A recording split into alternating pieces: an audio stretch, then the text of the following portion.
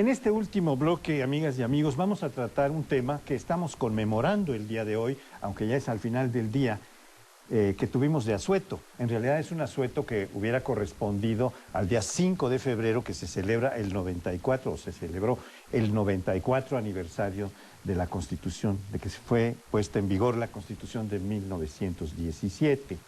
Y con los calendarios laborales lo han corrido al lunes, con lo cual hoy mucha gente disfrutó de asueto. Nosotros no, porque seguimos trabajando aquí en Canal 11, pero es la Constitución la que está conmemorándose y por tanto revisándose y por tanto poniéndose en el nivel del análisis que la sociedad misma debe hacer, que están haciendo los juristas, los analistas, y a las cuales yo lo convoco. Hay una muy interesante encuesta publicada el día de hoy en Excelsior, en donde el 86% de los encuestados dice que es necesaria una revisión de la Constitución.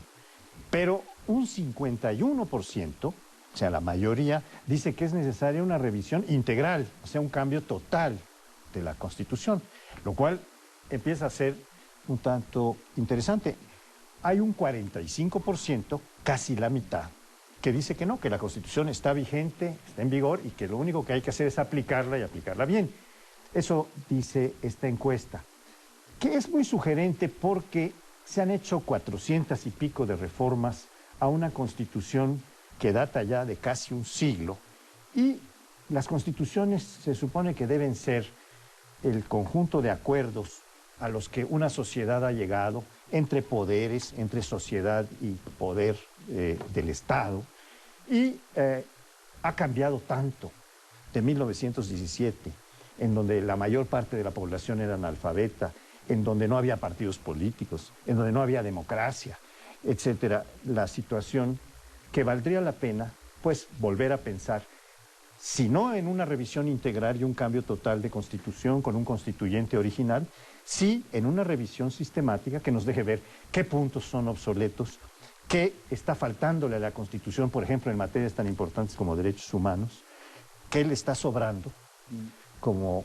poderes, como equilibrio, como colaboración de poderes que no existe, qué podemos pensar en relación con el régimen político, con el sistema político presidencialista que está establecido en el artículo 89 de la Constitución y su relevo por un sistema semipresidencialista o ir más avanzando hacia el parlamentarismo. En fin, son muchísimos temas los que se pueden plantear para revisión. Está para discusión de ustedes. Mientras hablaba me puse a hacer evocaciones del pasado cuando existía un PRI y un presidente todopoderoso. El 5 de febrero que es el quinto año, del penúltimo año, era el momento en el cual se abría formalmente ya la especulación sobre el tapado, porque dependía de quién se sentaba y cómo se sentaba y quién daba el discurso en Querétaro, porque siempre era en Querétaro, allá iban como muégano. Ahora no fue en Querétaro. Por supuesto que no, toda la clase política al Teatro de la República, bellísimo, en donde en el medio de los discursos todo el mundo observaba para detectar a quién iba a elegir el señor presidente para sucederlos. Parecen anécdotas de otra época, de otro siglo, de hecho son de otro siglo.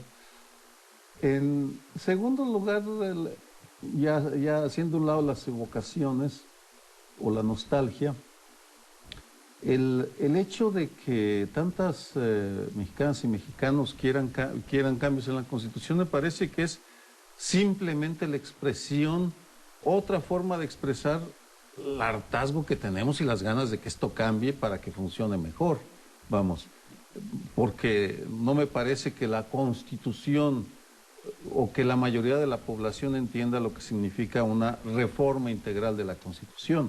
Sí los especialistas, pero no la mayoría de la gente, porque además lo triste es que esa reforma integral no es posible, ni ahora, ni en el próximo año, ni en el siguiente, no se ve cuándo puedan ponerse de acuerdo las principales fuerzas políticas para hacer una reforma integral. Debemos seguirnos conformando, por tanto, con parchecitos o parchesotes, o añadidos, retazos, recortes, como lo hemos hecho 400 y tantas ocasiones, que por cierto, el Instituto de Investigaciones Jurídicas, al auditorio interesado, tiene una excelente recopilación en su página sobre estas reformas a las constituciones, espléndida. Ahí están todas, cómo estaba antes, cómo está ahora, cómo estuvo cuando se cambió. Pues coincido contigo. Yo creo que se nos pasó la oportunidad al arrancar la transición de discutir un nuevo proyecto constitucional. En muchos países las transiciones políticas, es decir, las salidas del autoritarismo a nuevas formas de gobierno, pasaron por una discusión muy amplia de la Constitución, una renovación. Aquí perdimos esa oportunidad y creo que tardarán todavía muchísimos años en que esa oportunidad se abra de nuevo, por razones que creo que a nuestro auditorio le quedan absolutamente claras. Poner sobre la mesa simplemente dos asuntos. No hay un acuerdo fundamental sobre qué es lo que debe hacer el Estado en materia económica. Sigue habiendo una gran discusión en torno a cuál es el papel que debería tener el Estado para manejar, digamos, cuestiones como las energéticas. Hay un sector que dice que no hay que tocar lo que hay otro sector que dice que sí, no veo cómo eso se vaya a arreglar.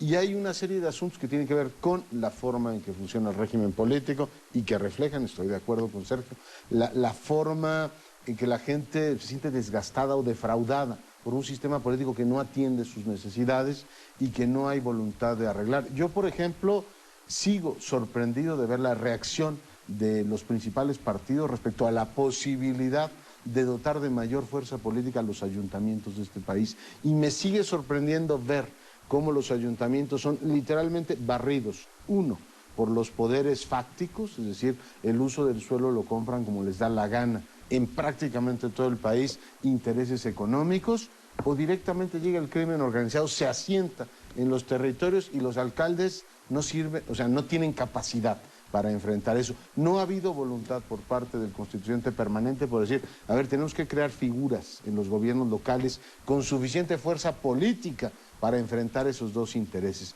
En ambos casos están doblegados. Si no lo hay para emprender algo que con el velo de la ignorancia no tiene sesgo político, podría beneficiar a cualquiera de las fuerzas políticas, imaginar, Paolo, una reforma constitucional, yo creo que no la vamos a ver tú y yo.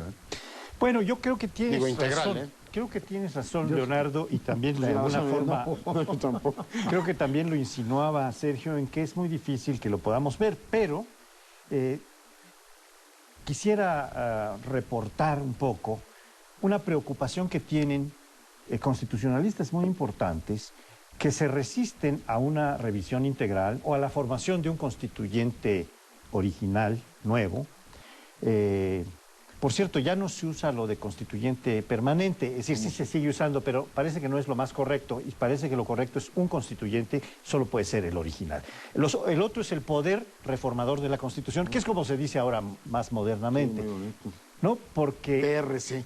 Al menos avanzamos en algo en la semántica. Bueno, es que lo que PRC. pasa es que esta preocupación creo que sí es muy importante, porque hay quien dice, es que si la tocamos toda, podemos quedar peor que como estamos. Es cierto que hay una serie de partes, pero podríamos tal vez hacer una revisión sistemática y ver dónde hay contradicciones, porque ya con 400 y pico de cambios se han insertado una serie de contradicciones en la Constitución de un artículo que contraviene la lógica que establece otro artículo. También por el paso del tiempo, porque hay situaciones que ya no existen, que ya no se dan y que se dieron en una sociedad de principios del siglo pasado. Estamos hablando ya de un siglo casi de existencia. Y también encontrar formas de avanzar en algunos terrenos como el de derechos humanos, en donde no se ha avanzado suficientemente. Hubo una reforma, ¿no?, del Senado. Hubo una reforma, pero Está vamos en curso, avanzando ¿no? ahora por la vía de los tratados internacionales, que pasan a ser parte de la norma suprema de la nación cuando no contravienen a la Constitución. Pero hay algunas cosas que habría que revisar mucho más a fondo. También la de la forma de gobierno, habría que revisarla, porque estamos necesitando una forma de colaboración de las fuerzas políticas para que haya estabilidad, para que haya gobernabilidad democrática y no seguirla manteniendo como si residiera realmente en una sola persona, que dice el artículo 89 de la Constitución. Se deposita en una sola persona, que es jefe de Estado, jefe de gobierno, jefe de las Fuerzas Armadas, jefe de todo. Y esto ya realmente no es así. Realmente ya no es jefe de todas las instituciones, como se decía antes, el presidente de la República. No lo es. No. Ya es... Es jefe de lo que es jefe, nada más. De lo que puede. Es una frase.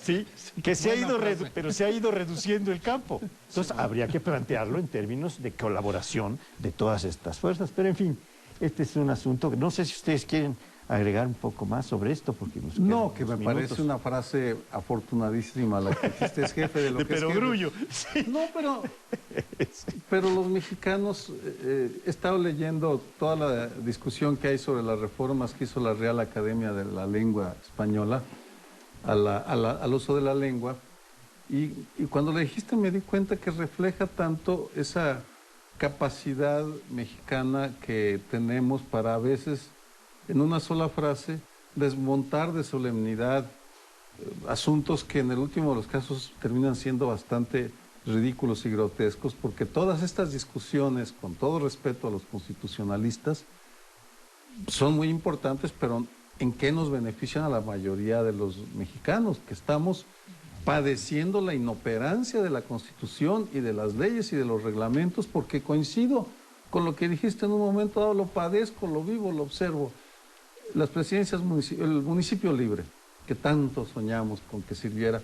Ahora basta con que llegue un fraccionador con dinero y cambia el uso de suelo como quiere. ¿Y de qué nos sirven las leyes? ¿De qué nos sirve la Constitución, Francisco José Paoli Bolio? ¿Y qué te De dicen? nada. Es que están amparados, no puedo hacer nada. Decir, bueno, entonces como para qué están. Las leyes están al servicio de los poderosos, que con pasa- todo respeto, salvo algunas excepciones para quien tiene la capacidad de contratar buenos abogados, que son los menos. Poderosos también. Poderosos. Yo creo que en la Constitución todavía hay muchos elementos como para poder combatir, más bien para meter al cauce a los poderes fácticos que se salen constantemente de ellas, que retan al Estado y que violan la ley. Tienes razón en eso, pero ahí hay elementos en la Constitución. Pero no que los sí. usan. Ah, bueno, ¿Para qué pero nos sirve? el problema es ese, el problema es de empoderamiento de la sociedad que pueda llevar al cumplimiento de ciertas normas, pero no es que sea totalmente inútil. Bueno, por lo menos yo no puedo creo pensar. que tendríamos que avanzar cuando se habla de la reforma del Estado. Yo creo que hay que discutir las leyes y el entramado constitucional. Me parece todo eso muy importante, pero creo que lo que nos debe la democracia mexicana es eficacia. Es decir, es la calidad de la administración lo que está en juego ahora, mucho más que el entramado legal y constitucional, que insisto, es muy importante. Pero sí estamos anémicos de eficacia. No, sí, eso es indudable, y la crisis de la democracia representativa es otra crisis que habría que tener en cuenta, la crisis de los partidos políticos, la corrupción, todo esto que está en la realidad y que no coincide siempre con la Constitución, habría que revisarlo para que haya una coincidencia entre las normas y lo que ocurre en la realidad. Pero creo que nos tenemos que ir, nos veremos la próxima semana. Tengan ustedes un magnífico fin largo de semana. Lo que queda, sí. Entonces,